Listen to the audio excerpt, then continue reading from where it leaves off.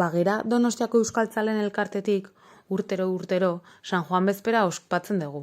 Bertan, udako solstizioa ospatzen da. Eta nola egiten dugu hori? Bueno, lore sorta batzuk osatzen ditugu. Lore sorta bakoitzean, larroxa bat, garia, garoa, lizarra, bitxilorea eta artolandaria jartzen ditugu. Lore eta landaria guzti hauek uliako lore baratzetan ditugun, baratzea lor batzuetan landatzen ditugu. Eta San Juan bezperan jaso ondoren, auzoz auzo lore sorta horiek banatzen ditugu.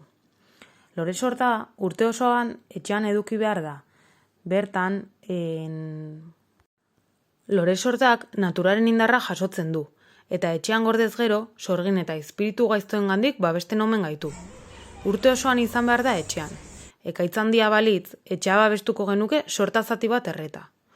Urteko osasuna ere ziurtaturik omen dago lore sorta etxean izan da.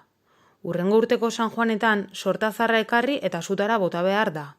Berriak ordezkatuko du erretakoa, eta hala ondorengo urtean ere etxea eta etxekoak babestuak izango dira.